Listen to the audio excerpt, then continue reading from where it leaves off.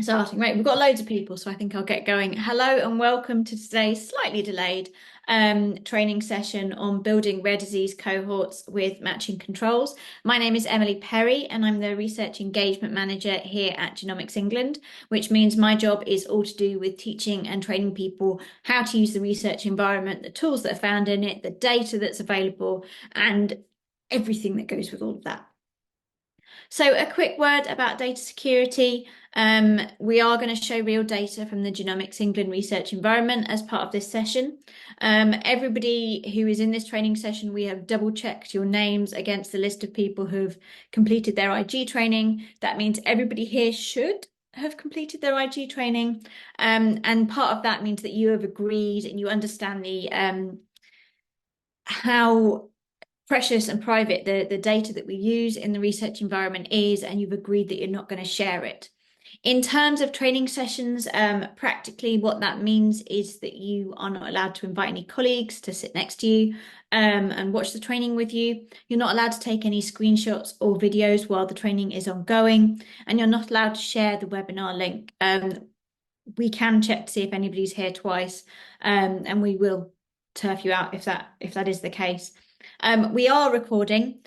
We will go through the recording and I will have a fun day tomorrow censoring the video to remove any private data so that then it can be shared freely. If you want to invite any of your colleagues to watch this session, they can watch the video. And if they want to find out if the research environment is for them and has the things they need to do. Please ask questions. We have muted all your microphones, but we've got Zoom Q&A set up. It doesn't look like the icon. I've got to change this in my slides. It now looks like one of these boxes with a question mark in it. So I should change that for the next training session. Please use the Zoom Q&A to ask questions. If somebody asks a question that you really want to know the answer to, you can upvote it. So if we do run out of time on asking questions, we can prioritize those with the most votes. And I appreciate we are now slightly behind time. So if we're not able to make that back, that may be a very important thing to try and do.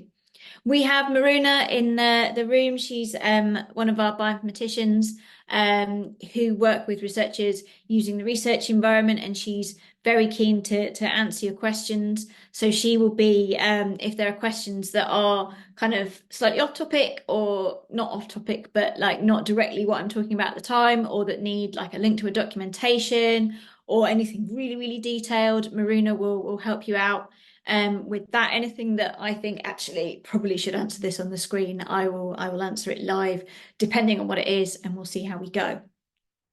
So we're starting with intro and admin. We're going to look at some of the parameters you might take into account for building a cohort in rare disease. We'll have a go with Participant Explorer, which is a really nice point and click tool and can build really nice cohorts. We'll look at some of the tables in Labkey for building cohorts in rare disease, which allow you to build slightly more complex cohorts than in Participant Explorer. We'll look at doing that with the Labkey API, and then we'll have a go with building our matched control cohort. We're going to get genomic file paths so that you can use this in downstream analysis. And we'll also look at using our aggregate VCFs with BCF tools. And we'll wrap it up with any remaining questions and reminders of how you can get help with all of this. So as I said, we are recording. We are going to send out the video will be put onto our public site along with the slides, and we'll send you a link to that after the session.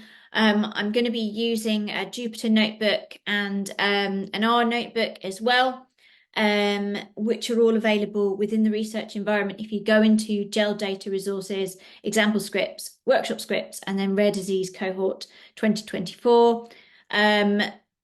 If you haven't written that down in time, this will come out with the slides as well. So don't worry too much about it. But if you do want to follow along as I'm doing it, you might want to do that. So let's talk about the parameters and considerations you might take into account when building a cohort. So the big thing is probably the recruited disease.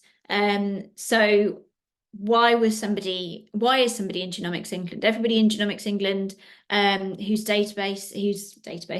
genome and clinical data is there is because they either had a disease or their child had a disease. For 100K, this is categorized in this sort of slightly complex matrix where you have a disease group, a subgroup, and a specific disease, and all of these terms are normalized. So you've got a very, very vague term, this disease group, and you've got a very, very specific term, which is the specific disease. These are all normalized as well. So the disease group, subgroup, specific disease will be directly what the clinician wrote down, whereas the normalized disease group, normalized disease subgroup, normalized specific disease will be something that makes it slightly easier to search. Most of the time it doesn't change, but there's an example that is quite high in the table, so I see it quite often where one is like familial breast cancer and the other is familial breast or ovarian cancer, I think is the normalized version. So it's really subtle stuff like that. But it does mean that if you want to find everybody with something, it's best to use the normalized one. For NHS, this whole concept is grouped under this category called clinical indication. So we don't have the subgroups and the subcategories and the supercategories. It's all pre-normalized anyway. So these are all standardized terms by the time you get to the clinical indication. In terms of what we have for our rare disease participants, this shows you what we have for the 100,000 genomes. There are a lot more. Main thing to point out is the numbers are much higher. Two things. The first is that numbers are much higher for the 100K. So we have a lot more individuals in the 100K. When I show you my GMS, you see my numbers are smaller, but you also see the categories and the namings of the diseases are slightly different. So the normalized set of terms that we used for NHS GMS were different to the ones that we use for 100K. So if you are wanting to build a cohort of across both data sets, you do probably need to try and translate the terminology that you use for 100K into a similar terminology for NHS GMS, and we will see this in the examples. Further phenotypes, maybe in other sections of the data. So we have HPO terms that were assessed on recruitment. We have these available for both 100K and NHS GMS participants. And even more detail, you can find participants who have ICD10 codes in their medical records that match your phenotype of interest. This is only available for 100K because we only have these kind of longitudinal medical records for 100K. We are working on getting these longitudinal medical records. There is red tape to be jumped over and hoops to be cut in order to get this sorted for NHS GMS. But essentially, we will have this at some point. But for now, if you want to search like full medical records, something that maybe somebody wasn't recruited for, but still has and is in their medical records, this is only available for 100K. There are kind of phenotype details, and I will say that this is not universal. You will not find this for every single participant. But sometimes if there is something very specific you're interested in, you can look at these phenotype details for some of the individuals in 100K. So you have things like height, weight, head circumference, remembering, of course, these are a snapshot in time, particularly for sort of growing children. You may have, for some participants, you may be able to get hold of birth details. Are they a twin? Did they follow multiple miscarriages? Also the developmental milestones, like when did they walk? When did they talk? Seeing if they're delayed. And for some participants, you can also get blood test results. So you can see if they've got elevated levels or lower levels of XYZ chemicals and things, depending on what you're interested in. Again, you cannot query this to find everybody who has normal levels because most of the time the information isn't there. But if you want to find everybody you have evidence that you've got a particularly high or particularly low level, then you could find that group. Another thing you might be looking at is solved cases or unsolved cases, and this absolutely depends on your use case. So we have some cases that are approved by the GMCs. So this is where the solution has been found, it has gone to the GMCs, and they have said, yes, we believe that this is the variant that causes this disease. We know what causes this participant's disease. That is solved. We also have some that have been submitted by researchers. We only have this for 100K. I assume this is largely just a timing thing, that nobody's submitted any yet for NHS GMS, but I'm sure they will, and we'll start to get this for GMS as well.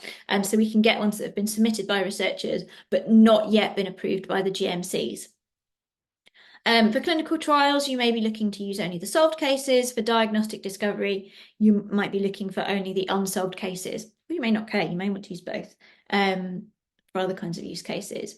Another thing you might be looking at is ethnicity. This might be the reported ethnicity when somebody walks into a doctor's surgery and they tick a box and they say, I am, and these boxes will usually, anybody who's been through the NHS is familiar with these forms. I am white British, I am white other, and you've got a gazillion categories for white and like 4 for not white, because that's how it is. And you've also got, for 100K, there is some estimates of genomic ancestry. So determining where we believe, based on their genomic similarities to other, to worldwide populations, we believe their ancestors may have come from.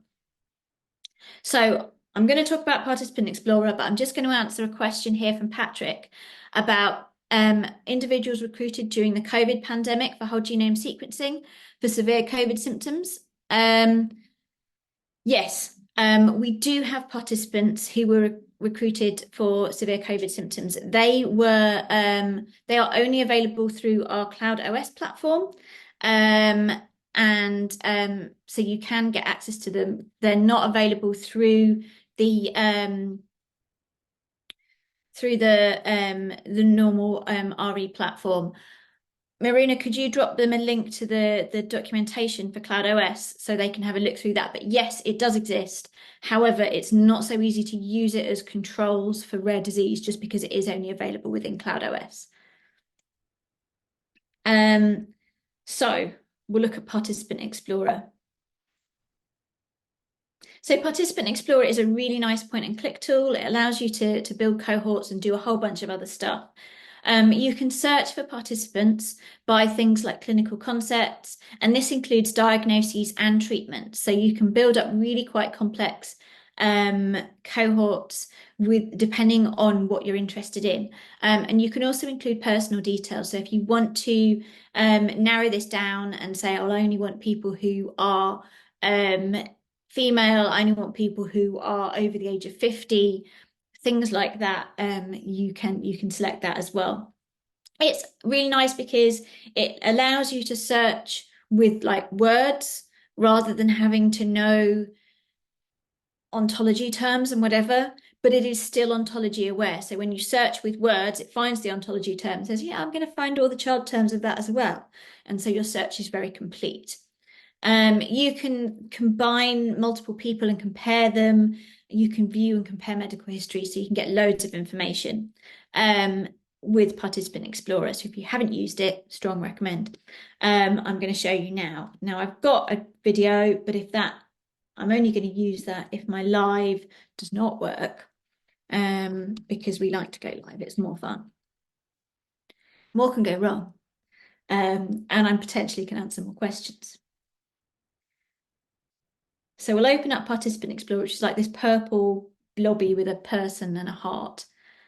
And with most of the apps within the RE, you do need to log in when you use them. It normally remembers me. Why are you not remembering me today?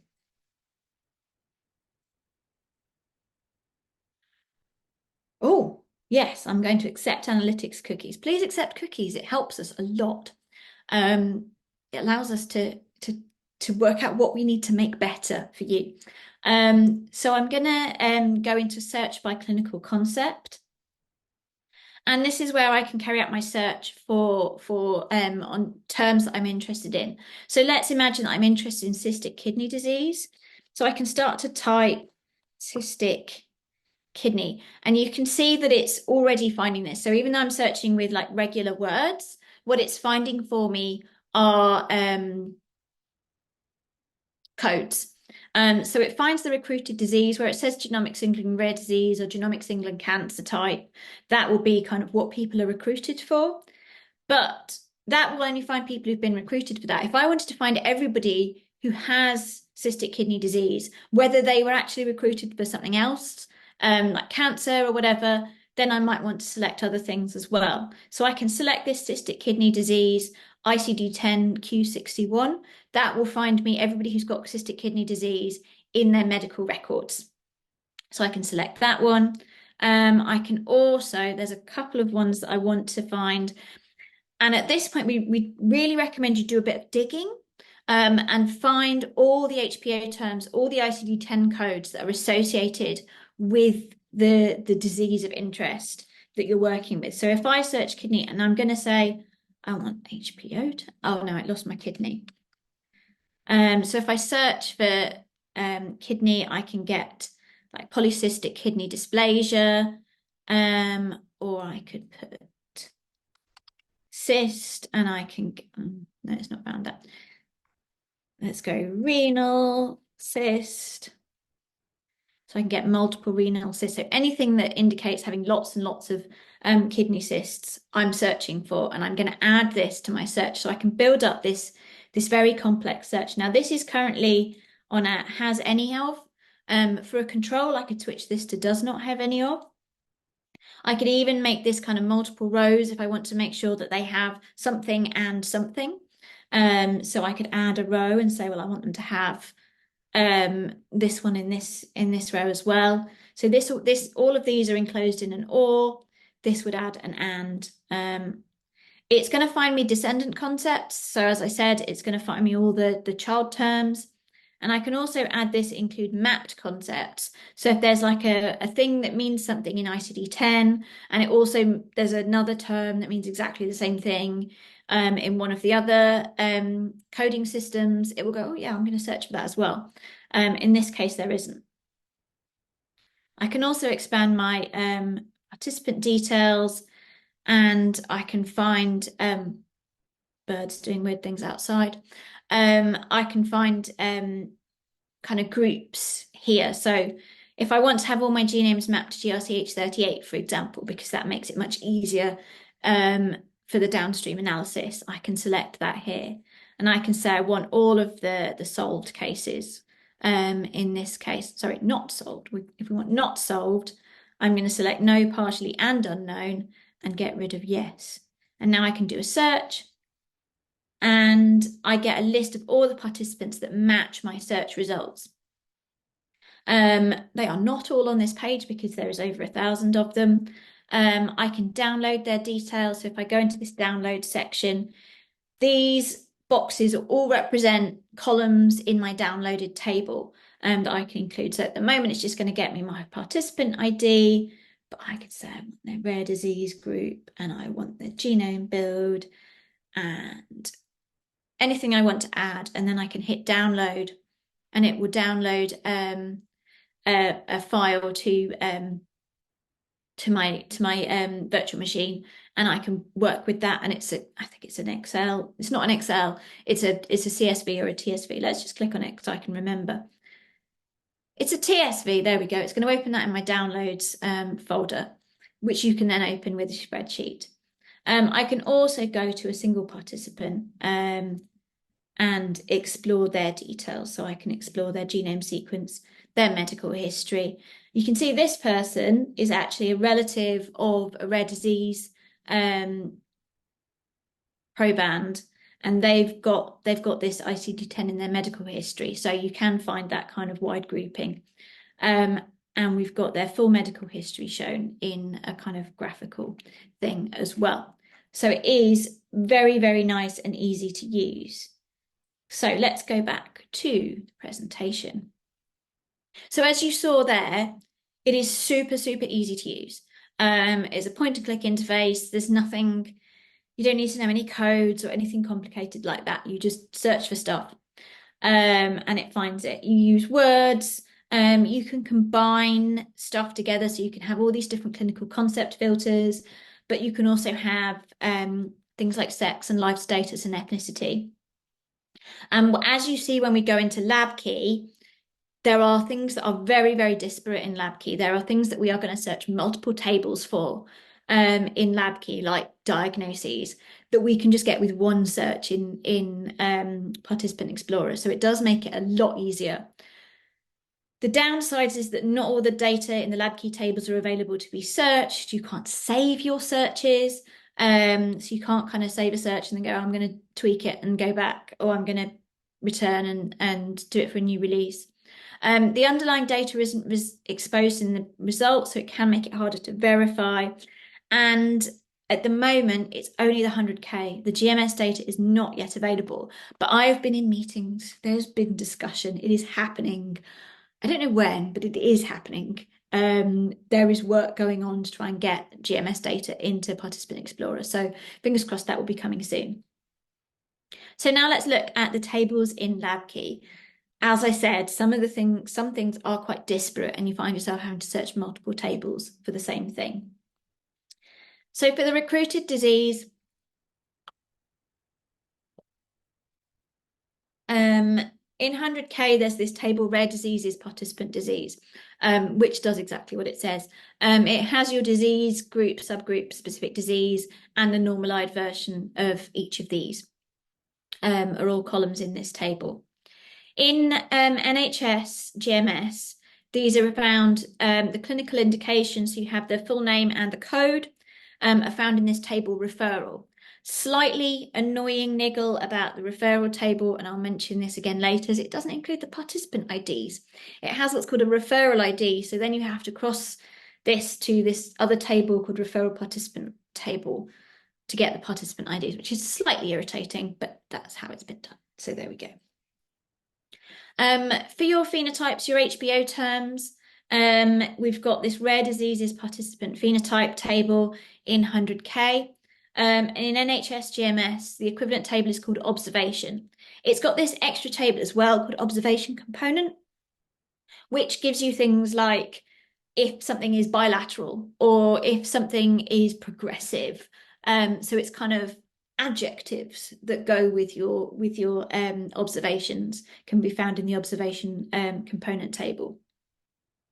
And you've got both HPO, in both of these, you've got the words of the HPO term and you've got the HPO colon number as well.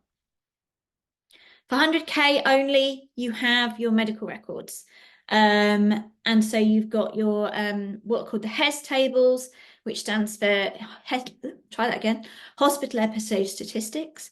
And there's 3 of these that contain ICD10 code diagnoses. This is HES OP, outpatients, which if you're not within the UK ecosystem might not make any sense. These are day appointments that you have at the hospital. APC is admitted patient care, any kind of overnight stay, and AE is accident and emergency. This is your walk-in or ambulance in, as the case may be, for any kind of accident or emergency.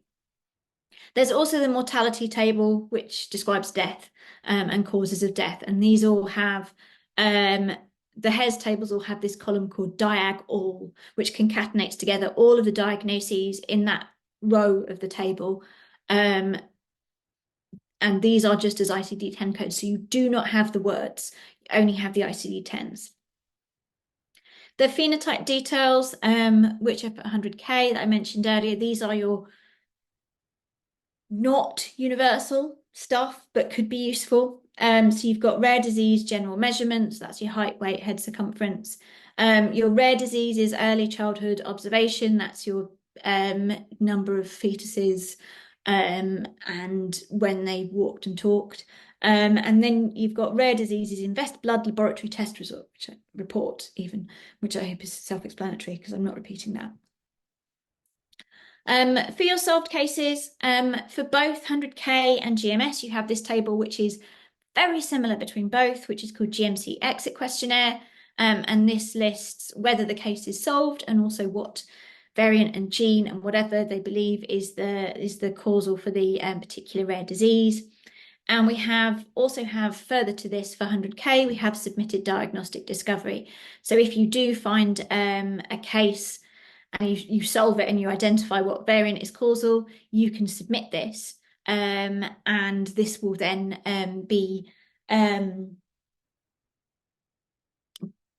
it will be sent to Genomics England, who'll go, that looks about right, and we'll put it in the submitted diagnostic discovery. I mean, they do more than just say that's about right, but you get the picture. They'll put it into the submitted diagnostic discovery table, and then they will send it on to the GMCs. They may take a bit longer to approve it and give it as an approved diagnosis. And eventually it would, if they do approve it, it would end up in the GMC exit questionnaire as well. But everything will go into submitted diagnostic discovery first. So if you don't want to start investigating something that somebody else has already solved, you want to check that. In terms of reported ethnicity, the participant tables have, for 100K, it's called participant ethnic category. For NHS GMS, it's called ethnicity, which is a number code. Again, if you've ever filled in an NHS form, you will possibly have seen these. An ethnicity description, which is the box that you tick. For 100K, you also have this genomic ethnicity, and this is calculated by comparing the participants' genomes to the 1,000 genomes populations. And this is found in the participant summary table. So we have what we call these tables, there's quite a lot of columns here, genetically inferred ancestry threshold. So what happens is they're compared to the different 1,000 genomes populations, superpopulations, and they're given a score for each of the superpopulations. If any of those scores are above 0.8, that is counted as above threshold. And so that would be listed in this genetically inferred ancestry threshold. If none of them are above 0.8, then this genetically inferred ancestry threshold column would be empty. But you might have whichever one is highest would be in genetically inferred ancestry, no threshold. And you would also have the number of it listed here, genetically inferred ancestry value. So if somebody has one grandparent who is a different ethnicity than the other 4 grandparents, they would have a score of 0.75 and would have something listed in no threshold, but they wouldn't have anything listed in threshold. There are some keys that link these tables together. So in both 100K and NHS GMS, the big thing you're going to be looking at is the participant ID. This is in almost all of the clinical tables. The exception in NHS GMS is the referral ID. The referral table has the referral ID, and you have to use the referral participant table to link it to the participant ID. I don't know why they did this. Occasionally, you might want to look at the ID of the clinical sample, which is either clinic sample ID or clinic ID. But when you actually want to access the genome, you're going to need the plate key. The plate key refers to the sequence. So that's what you're going to be looking for and make that link. So any table that refers to the sequence will refer to the plate key. Most of them also refer to the participant ID, but because participants can have multiple samples and multiple sequences, you may occasionally, and particularly for cancer participants, you may occasionally get multiple plate keys per participant. Just to kind of sum up the kind of NHS GMS versus 100K, there is less available for NHS GMS at the moment. Hopefully this will change in future. So you can search by recruited disease and phenotypes as HPO terms, but not by diagnoses in medical records. You've got solved cases, you've got reported but not genomic ethnicity, and you do have sex and year of birth. An important thing to point out is the sex is the reported sex. The sex is me saying I am female, which you can probably agree is correct. But in some cases, it's medically and physically are not the same thing. And we only have what I proclaim for NHS GMS, whereas for 100K, the sort of clinically and personally are separated. So let's have a look at these tables in Labkey. Again, I've got a video as backup. We want to do it properly. And I need to log in again. And let's minimize my Oh, I've got a survey. Please do this survey. If it pops up for you, please do the survey because it really helps us. I'm not going to do the survey because that is a waste of my training time. I'm going to open Labkey instead. And I'm going to sign in. Oh, that's nice. That's remembered my username and password. So you've got your main program. Don't worry if you have not got all these folders that you can see on my screen when you log in. Worry if you don't have main program and NHS GMS. Those are the ones you absolutely should have. Everything else is kind of extra stuff that I have because I work for GEL. But you should definitely have NHS GMS and main program. Main program is just another term that we use to describe 100K. Back before we realized we were going to keep going after it was done. So we'll go into main program and we're going to go to the latest version. We always use the latest version because participants can withdraw their consent. And we want to make sure that we're not using those genomes. So one thing you'll notice when I go into GMS is that I'm going to have a lot fewer tables. I've got loads and loads of tables for Labkey. So we've got our section, on rare disease, which has got loads of my rare disease tables. So if I go into my rare diseases participant disease, let's open you up. Here we can see the recruited disease. So we've got our participant IDs and we've got the disease subgroup, subgroup and specific disease. And we've also got the normalized specific disease. As you can see, they're almost always identical. But here's my one example, the one that I remember, because it always comes up on the first page, that is slightly different. So it's just something to keep an eye out for. It's usually better to search by normalized because you occasionally get these minor discrepancies. We can also see so we can see the phenotypes. If we go into rare diseases, participant phenotypes, we are going to find all of these HPO terms that people were recruited for. So you've got the terms and the IDs. Really important thing to notice is this HPO present column. So this table shows you all the HPO terms that they looked for in these individuals. It does not show you all the HPO terms they have. So you can see a lot of these are listed as unknown. Some of them, if you go further down, will say outright no. Definitely filter by HPA present whenever you're using this table, because otherwise you will find participants who specifically do not have the phenotype that you're looking for. So it's a really important thing to use. If we go back, so under secondary data, this is where we find these kind of lifelong diagnoses. So we'll have a look in accident and emergency. These are big. So we've got our participant ID again. These tables are massive, but all you need to do is scroll all the way over to the other end and you find the diagnoses. So diag all is every single diagnosis that these people have received.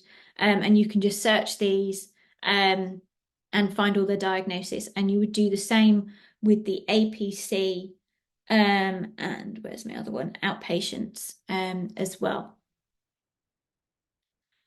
In terms of these kind of measurements, if we go into rare disease general measurement, rare disease blood test and early childhood observation, and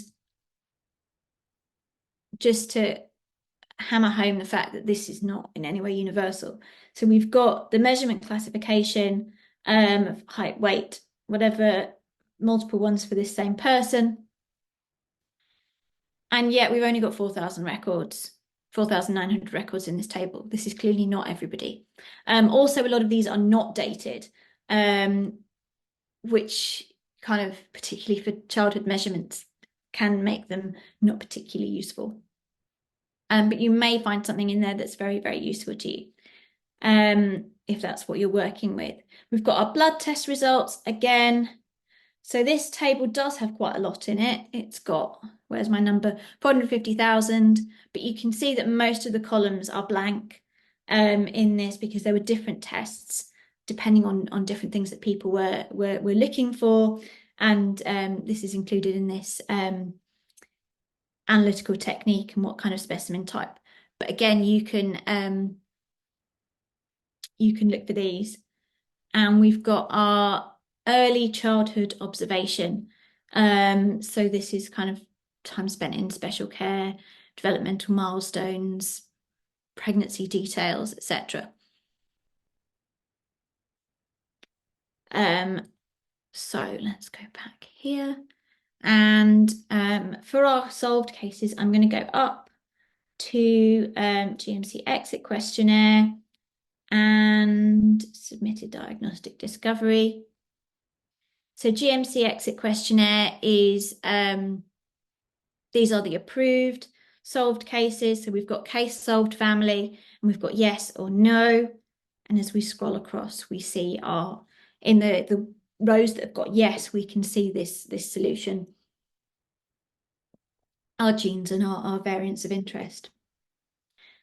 So you should get all rare disease participants in, well, not all, because sometimes they kind of go through the pipeline before they've GMC are done with them and they get displayed. Whereas if you go to submitted diagnostic discovery, they will only be in this table if there has been a submitted diagnostic discovery. So you've again got participant ID and variants of interest and when it was submitted to the GLHs. But you can't, you won't get participants who don't have anything in this table. I'm going to go now to participant and participant summary. So let's go participant and participant summary. So participant has got some details of the participant. It includes useful things like year of birth. This is the participant ethnic category. So this is the box you tick in the doctor's surgery. And we've got phenotypic and karyotypic sex, which is not always known. Whereas if we look at participant summary, we have this genetically inferred ancestry above threshold. So we've got, being in the UK, most of these will be listed as European. And you can see a lot of people have one as their similarity, but people have much less as well. And if I scroll down enough, I should find somebody who's unassigned. So this possibly has one grandparent who's something different. I would have to look into other tables to find out what that is. So if we go to back, let's find my GMS, NHS GMS. And I'm going to go to the latest GMS release. I'll just move that there to keep them together. So we have our referral. And we're going to need our referral participant as well. So this is kind of clinical indication would be what people were recruited for. And we have this referral ID. So the referral ID, so one thing to notice, in 100K, all the participant IDs are just a number. In NHS GMS, referral IDs are RR, big long number, and this is linked to the referral participant table, and it has the participant ID, which begins with PP. So we've got referral ID and participant ID. So that's something to note. If we go back to referral, you've got your clinical indication full name. To find our HPO terms, we have observation, which has our HPO terms and the descriptions. So we've got it in codes and in words as well. We've also got our GMC exit questionnaire, which is basically the same as what we have for 100K, where we've got kind of is the case solved, and where it is, we've got details of what the variant is. We've also got some notes for kind of what they found for the ones that were not solved, which is actually quite useful if you want to get started looking at those ones. And I'll just go to participant, which just gives details of the participant, and it has the ethnicity tick box ethnicity.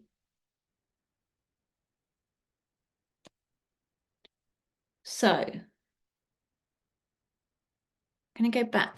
So we've got a couple of questions. Marina's answering the questions about the acronym. I assume you're sending her to the data dictionary? Cool, data dictionary. That's not the one I want. Where's the one I want? Ah, that one. Yes, if you go to the latest version of the release, you will find a link to the data dictionary, which I assume is what Marina is sending you. Finding the semicolons in the GMC exit questionnaire, frustrating to identify the exact gene of interest. Slightly off topic, but does anybody have an effective workaround for this? I believe, I'm sure I was part of a conversation that talked about a service desk ticket. I assume, Patrick, you were the person who sent in that service desk ticket. And yeah, it's not easy. I'm not going to lie. I think your tiering table approach is the right one, of looking at the tiering table and look at what variants are tiered. I might also look at the panels applied and see what panels have been applied to that participant and what genes are in that panel. That would probably be the way I would go about it. But yeah, it's imperfect. It's a bit faffy. And at the moment, the GMC exit questionnaire simply lists like, this is the variant, so these are all the genes it affects, which obviously doesn't help you in this case. Right. Nikki wants to know, right, I'm going to answer this one because it is something to do. So let's say we filter this.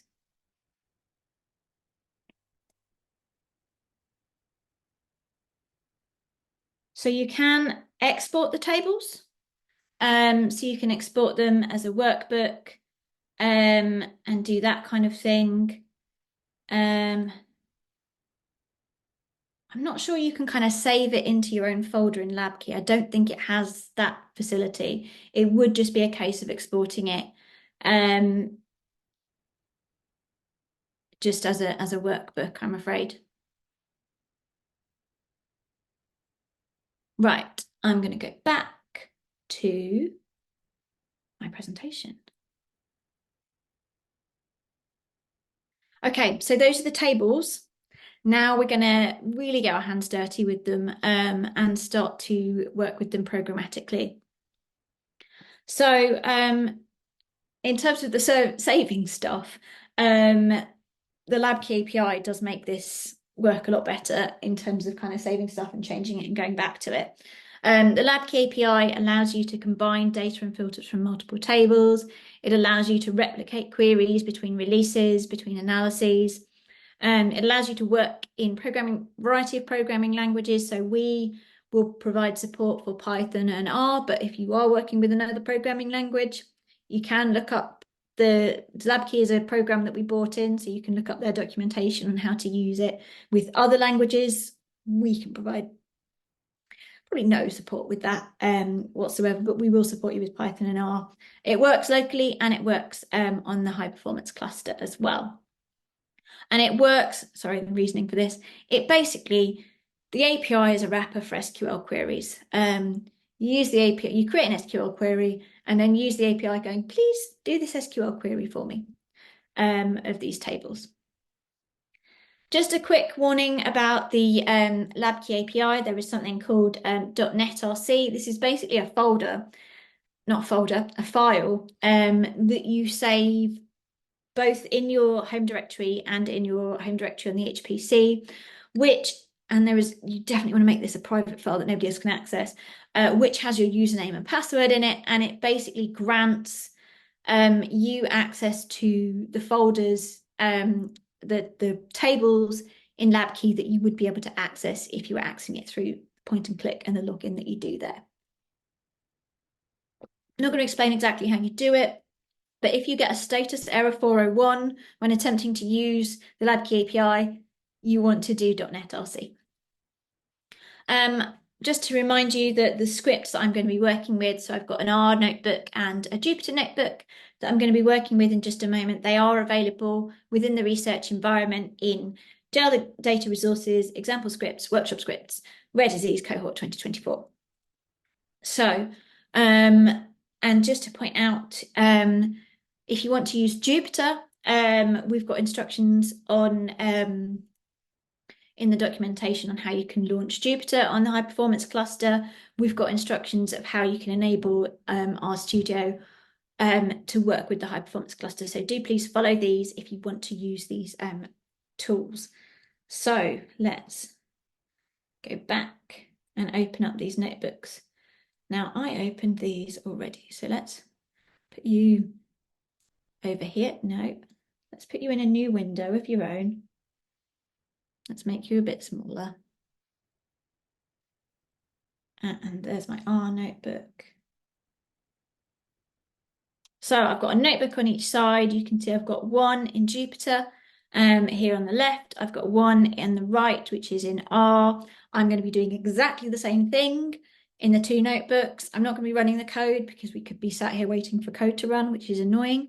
But I promise you these genuinely work, and everything is the code that is being run is the actual code that produces the results. None of this is mocked up.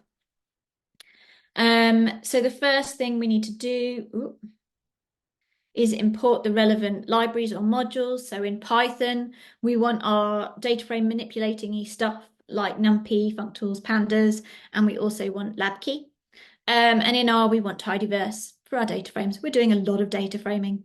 Labkey and Reader as well is very useful. And I have got a function here.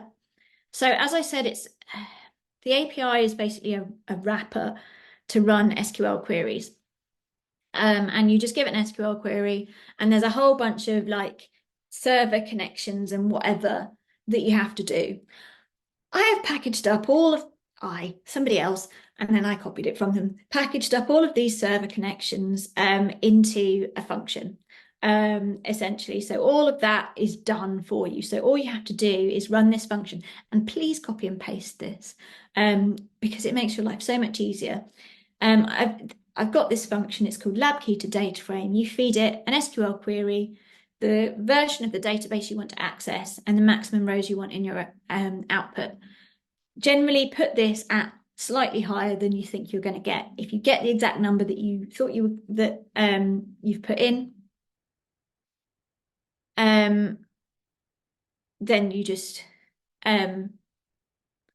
use it, make the number higher. I've forgotten what I was thinking there. My Python version's got a lot more to it because it does it's different connections depending on which version of Labkey your notebook is on. So that's why I've got this kind of if thing. But essentially it's going to return a data frame.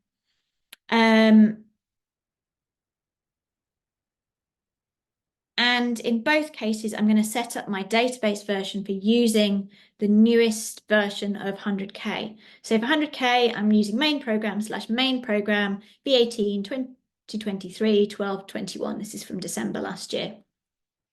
So I'm setting that up in both languages. And now I'm going to build my case cohort. So I want to look at my recruited disease. So I want to find all participants who were recruited for this disease of interest, which from the example, we're going to use the same example as before, cystic kidney disease. So good coding practice, I have defined this as a string, and I'm going to create another string called recruited SQL that basically goes through and it says select participant ID, these normalized disease terms from the rare disease participant disease table, where the normalized specific disease is this string that I've created up here. This makes it a bit easier if you want to copy and paste this and use it in your, you can do, and it's much easier to change. And then I can just run it with this function, my function from above, my lovely function. I can see, say, recruited query is Labkey to data frame, this SQL up here, the version that I created further up, and a number for my maximum number of rows. And you can see I get this table with all this information in it. It looks different in Python, the way it presents in the Jupyter notebook, but it is the same. It is just a simple data frame. And I'm just going to make it into a list of the participants who I found through this method. So I've just created a list of this participant ID column. I'm going to be creating lots of lists of participant ID columns.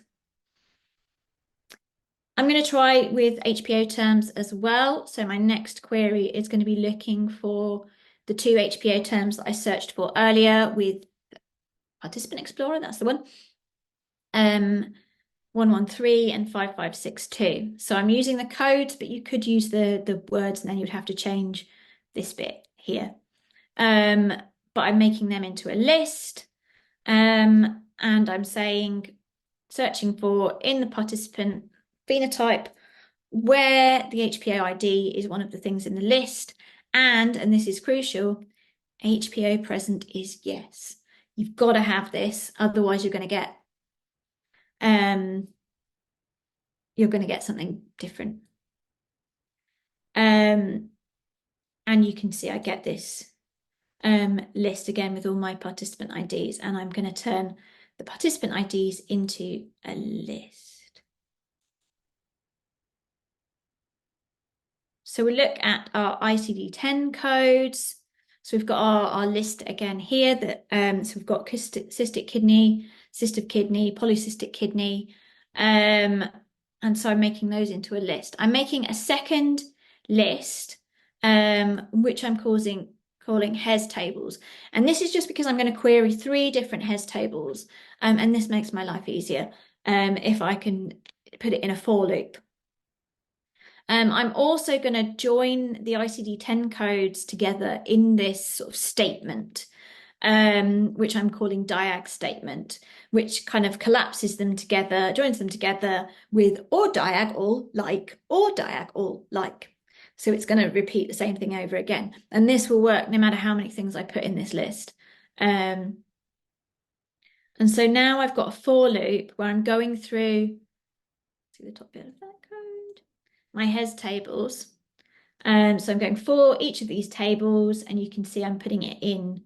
Then here, select the participant ID and all diagnoses where it matches one of these lists, because I've got this joined together statement. And so now I run my Labkey to data frame still within my for loop and say, if it's not empty, and I'm saying the same thing, if the number of rows in it is not 0, join it onto this empty data frame that I've created up here called ICD concat. And now I can print this concatenated together, and you can see I've got all of these ICD-10 codes and all these participants. So now I'm joining them up. I'm going to get my list that I got from this ICD concat table. And that's supposed to be ICD query. Oh, this is wrong. Just spotted my code is wrong. I'm going to fix that before we send this all out, because that should be ICD concat, not ICD query. So we combine this together and we get this full list of participants, which, because I've done the same mistake in both, is the same in R and Python, but it's because it's got the same mistake. So now we're going to find unsolved cases. So these are the cases. So we'll find the ones that have been approved by the GLHs, which is GMC exit questionnaire. And so we're going to say solved equals yes. And in this case, we're going to say where the case family is not solved. So I'm just flipping this around. Rather than saying case solved is no, if I say case solved is not yes, I'm going to get all my partially and my unknowns as well. So that's why I've chosen to do it that way. You may prefer to do it differently. But I'm getting my participant ID, and I'm now doing it with my list of participants that I've created above. And you can see I get some no's and some partialies and some unknowns in this as well. And I'm also going to go through the diagnostic discovery. So I'm going to find everybody who is in the diagnostic discovery table as well, and I want to exclude those from my list.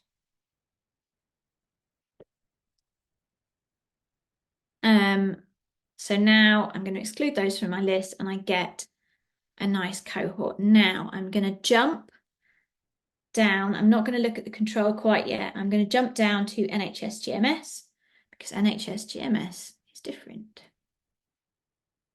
I didn't put this in the right order. I should have put it in a different order. So we're going to create the object, the string version. We're going to call this GMS version. So this is NHS GMS version 3, March date this year. And so now we're going to search this for this clinical indication. So as I mentioned before, for the recruited disease for NHS GMS, we have to do this extra thing where we're going to link through the referral participant ID. So I'm now going to get the referral ID, the referral participant ID, and the clinical indication from the referral and the referral participant, where the disease matches the disease. And you'll see as well, as I said earlier, the terms are different.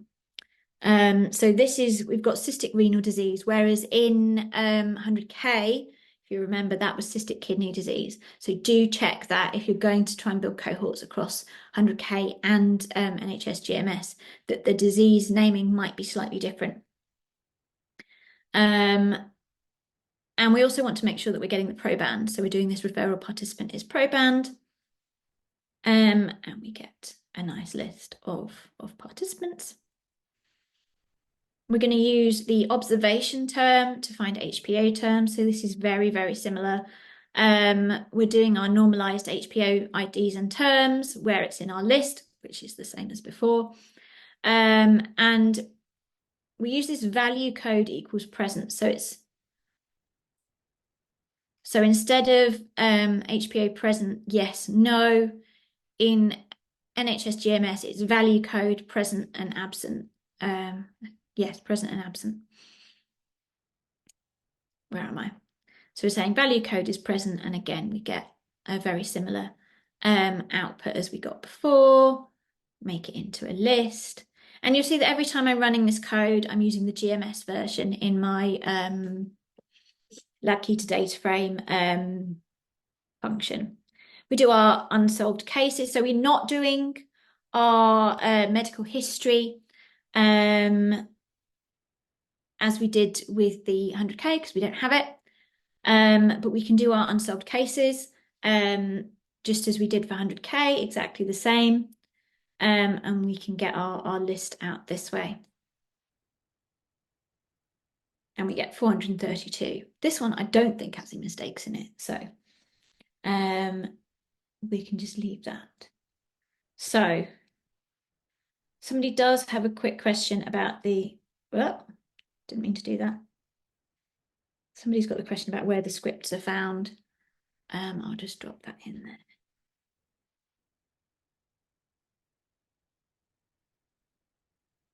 And then I will,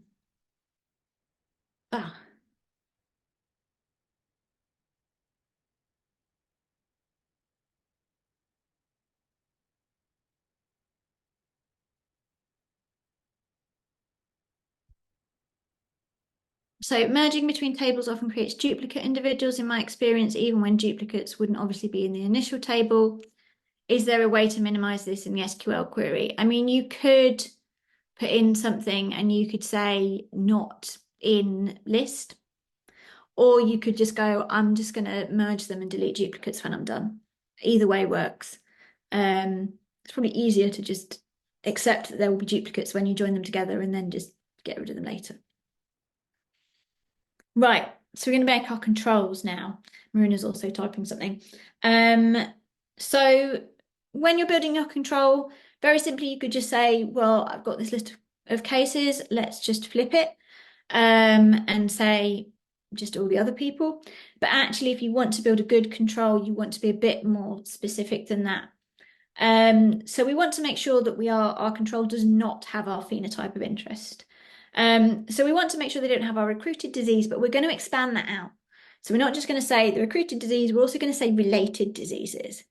We're going to say doesn't have our HPO terms of interest, but also doesn't have related HPO terms, doesn't have cancer in related tissues. doesn't have ICD-10 codes or related ICD-10 codes in their medical history or even in their cause of death, because somebody could have never been diagnosed with something in their lifetime, but then they could find it in post-mortem. And of course, to point out that this ICD-10 code's not for NHS GMS. So in terms of finding the recruited disease or related disease, when we were looking for recruited disease, we were searching for this normalized specific disease in 100K in the rare disease participant disease table. For a control, go up to the parent term, the normalized disease group, and then you're definitely going to exclude all of those. For NHS GMS, you only have the clinical indication for the referral, so it's a bit less specific. You've got your HPO term, so this might be the HPO term that you search for initially, but HPO is an ontology. This term has got a parent term. Maybe you want to exclude all of these HPO terms, not just this one, from your control group. For the ICD-10 codes, there is this website fee codes. When you get the slides, you'll get this link and you can explore it, but you can see related HPO terms to the ones that you're working with, and they come in little groups. You could say, I don't want any of these ones that are in the same group, or even in the same group as ones that are in the same group, as my term of interest. Remembering, again, not available for NHS GMS. For cancer, you don't want any cancers in related tissues. So this could be looking at this cancer analysis table. So in 100K, this would be the disease type or subtype. In NHS GMS, this will be the clinical indication, full name. You can also search the diag in 100K for the hospital episode statistics as well, for the ICD-10 codes for related cancers. You might want to match the demographics, so make sure that you've only got a single ethnicity, or matching the mean age, matching the sex proportions, or if you're looking at single sex phenotype, is all, or your control is all the same sex again. And then there are other criteria that you just want to look at overall. So you might want to make sure that the reported sex and the genetic sex are the same, and that people don't have aneuploidy. We don't have karyotypic sex for most of NHS GMS, so you can't really do that there. You might want to assess kinship. Make sure you don't have like two of a monozygotic twin pair in your cohort, which would just totally throw you off because you double something up. For some participants, if you're looking to analyse our aggregate VCFs, you might want to make sure that you're only including people who are in the aggregate VCFs. This is for 100K. We don't have aggregate VCFs for NHS GMS. Also, you want to check they're all in the same genome assembly for further downstream analysis. Don't worry about this for NHS GMS because they're all on GRCH 38. You might want to check the method of extraction, and you might want to have kind of higher, you might think that certain methods of sample extraction are higher quality, so you might want those who had that methods of sample extraction and preservation. This is a bit of a moo point for NHS GMS. She's not laughing. This is because they're all the same and there's consistency, whereas for 100K there is less consistency. And there may be additional quality control that you want to look up as well. So let's have a look at our demo. Oh, I thought that was quite short, but it logged me out again. So I need to get back up to my control cohort. Did not put this notebook in the right order. Never mind. So we're going to do very similar queries to what we did with the case cohort, but expand them. So we're going to say not our phenotype of interest. So we're going to say renal and urinary tract disorders rather than our cystic kidney. And this is the disease group we're querying. So we're going to create, basically what we're going to do is we're going to create a list of people who we do not want to be in our control cohort, and then we're going to take them away. So it's easy to go that way around, to find all the people you don't want and then say, right, we're not having any of them. So we've got 4,000 people now who we don't want because they have renal and urinary tract disorders. We're now going to expand our list of HPO terms. We're going to add in this abnormality of the kidney, a real kind of loosey-goosey parent term, rather than the really sort of tight child terms. And so we're saying, who are all the people who've got these HPO terms? And these people are not going to be in our control list. The not treatments, diagnoses, causes of death. This one gets quite long. So we'll do our ICD10 codes treatments. Our list is now quite a bit longer, but we're going to do the same thing with our concatenated list of queries. We're going to go through the Hares tables with a for loop, join them all up, and create a nice long list of people who are not in this. We can also do treatments. So we're going to query now for Hares admitted patient care and outpatients with a list of treatments that are related to kidney disease. So these are further terms that we can query. These are SNOMED terms. And we're going to query this operation all column for all of these. And we're going to do exactly the same thing, looping them together and also creating this kind of longer list. And we've got causes of death. We'll do the same thing with causes of death. ICD-10 codes, searching this mortality table, searching for all our causes of death, and we get more people like that. And we're also going to search for everybody who doesn't have renal cancer, which could be potentially related. And then we combine all those lists together. So we make this big long list. These are all the people who we do not want in our control cohort. And we're going to find all the people in the participant table, and we say, now just take away those ones that we don't want. So now we get a very long control list. You're always going to get more controls than you get cases because there are more. And so we get this nice long control list. So I'm just watching the clock. I know we've only got 15 minutes left. So we're going to match the demographics. So we're going to get the years of birth for the case and the control. We're going to get the genotypic and phenotypic sex. And we can see that we get very similar. I don't know why that's because yeah, there's a mistake somewhere that I need to fix. We can see that we've got a similar mean year of birth for case and control, so that's nothing to worry about. Similarly, we've got this has got something gone wrong. I'll fix that. We've got our percentage, we've got XX and XY in case and control as well. We're going to filter, so the easiest way to get matched ethnicity is basically to only include a single ethnicity. So for 100K, we're going to include only European ethnicity, just because that's what the majority of the people in the database are. But you may choose to use a different ethnicity depending on your project. So we're just going to filter and say we only want people who have this genetically inferred ancestry above threshold to be European in both. Now we're going to join them together into a nice big table, which is case versus control. By adding on this term. And we're going to check that everyone, we're going to do some QC. We're going to check that everyone who is XX is female, everyone who is XY is male. So we're going to query the participant summary table for that.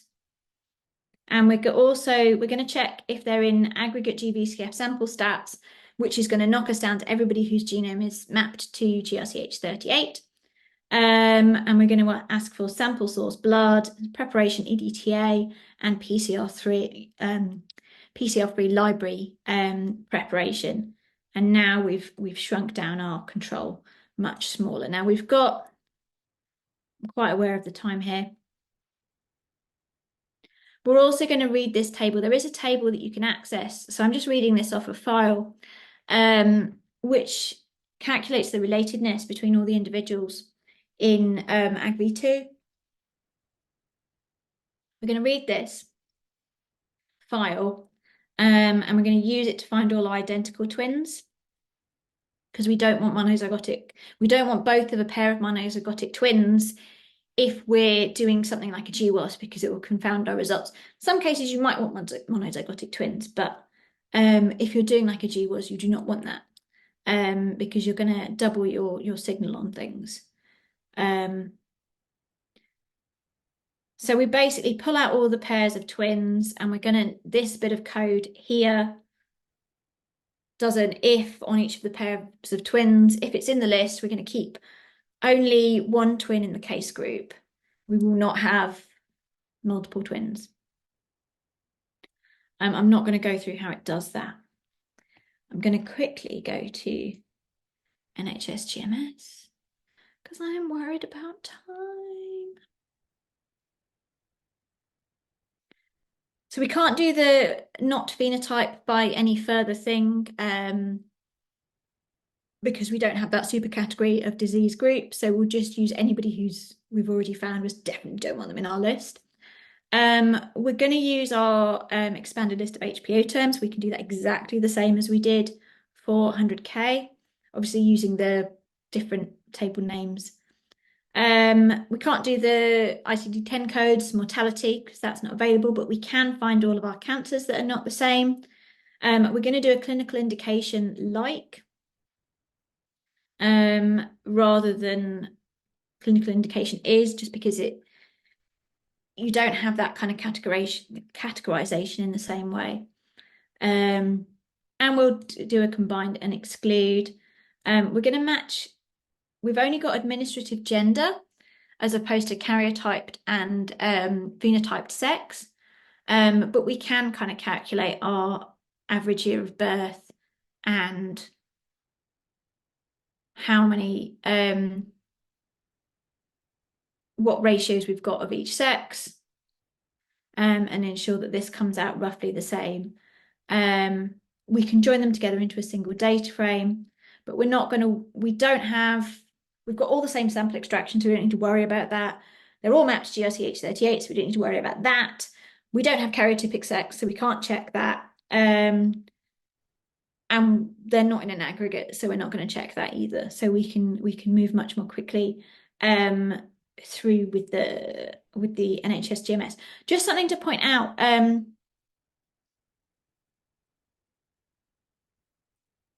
One of the differences that I haven't pointed out already, let's find, right, here we are. So in R, basically, because the participant IDs for NHS GMS are all PP number, when you kind of join them in the SQL statement, you have to do this by this proper paste, collapse, comma thing in your SQL queries, which you don't have to do in Python, because that seems to handle it okay. And you don't have to do with the 100K. You can do it much more simply.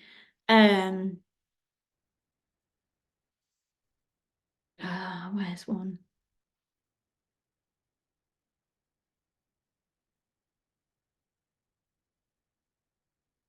You can just say, oh, my control list, yeah, to string control list, and it will just do it. So that makes life a lot easier. Sorry, it doesn't make life easier. It makes life a little bit harder when you're using NHS GMS. So it's just worth pointing out that you can just do a toString for stuff in 100K, but you have to make sure that you're doing a proper join statement in NHS GMS, because they've got letters in, they're not just numbers. Right. We have 8 minutes.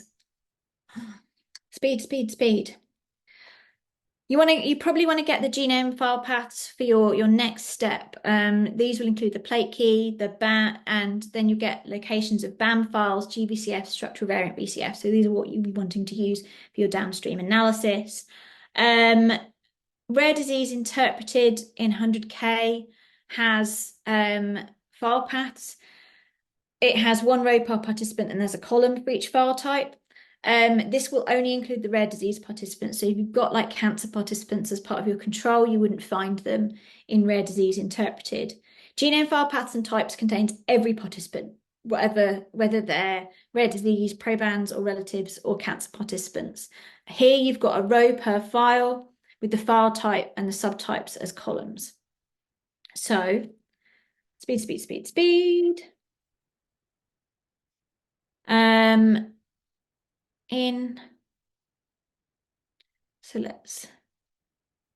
So if you go into genome file paths and types, you will see that you've got your participant IDs and you've got the path and the file name, and then you've got this file type. So you would sort of filter by the file type and by the participant ID.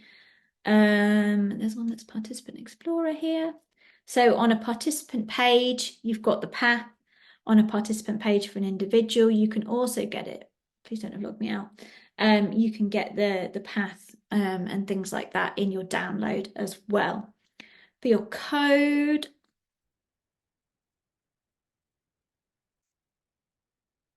nope.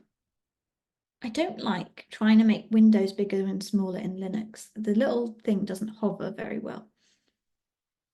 Anyway. And now I have no idea where we are. Right, so this is our 100K query. So if we put the genomic VCF as the file type that we want, we're going to query genome file paths and types for participant in our list, and the file subtype is what we've listed here. And you can get these file names in our output, which you can then use for downstream analysis. If you're using something like our GWAS pipelines, you don't need to get the plate keys and the whatever, you can just give your list of IDs. And it's much easier, but you do have this option here, and it's the same in R. And it's basically the same in 100K. I think one word, like it's path rather than file path in 100K in GMS. So in GMS you say path, in 100K you say file path, but otherwise it's the same query to get the path for the files. 5 minutes. So you also might want to work for 100K with the aggregate VCFs and BCF tools. So the aggregate VCFs were produced for 100K. These are combined GVCFs, which include quality metrics. They are split into loads of chunks because otherwise they would be ridiculously massive, only instead of just slightly massive. There's versions of these which include the genotypes, and there's versions of these that include functional annotation.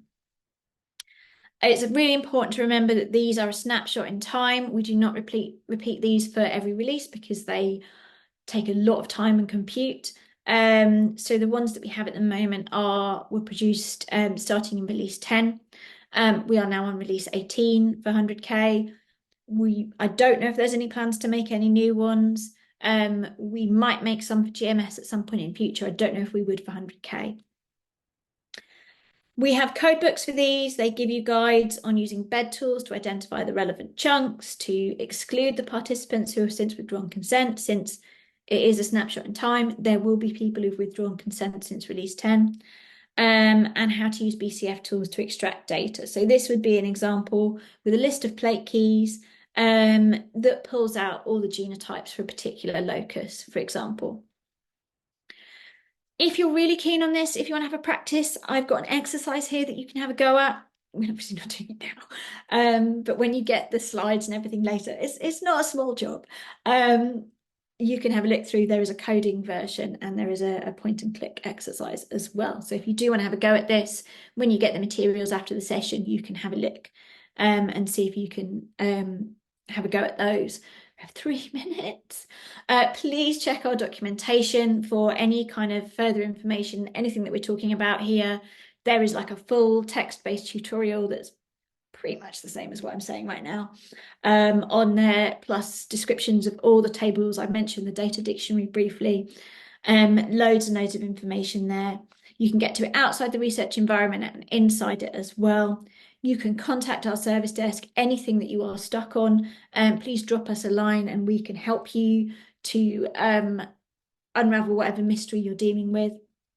And keep those questions coming. I can see we've had a few questions coming in, but you can keep asking questions for the next 2 minutes, and we will try to answer the questions. And if there's anything, you can do the upvote. Our next session is building cohorts based on genotypes. We're going to get medical records for participants. We're going to work on publications and reports. We're going to look at a kind of big picture overall goals.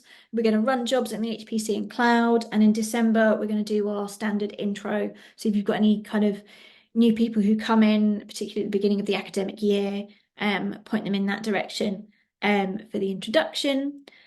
All the past sessions and today's session, probably Thursday, this session will appear on the user guide as well, along with all the previous sessions that we've got there. Please fill in our feedback survey. You're going to be sent a link after this. You can also get your phone and scan this QR code and fill in the feedback survey that way, if that's easier than waiting for the link. We are so grateful for any feedback we receive because it helps us to plan training sessions and come up with things and make sure that we're delivering the training that is useful to you. Thank you, Daniel. So I'm just going to leave that up there.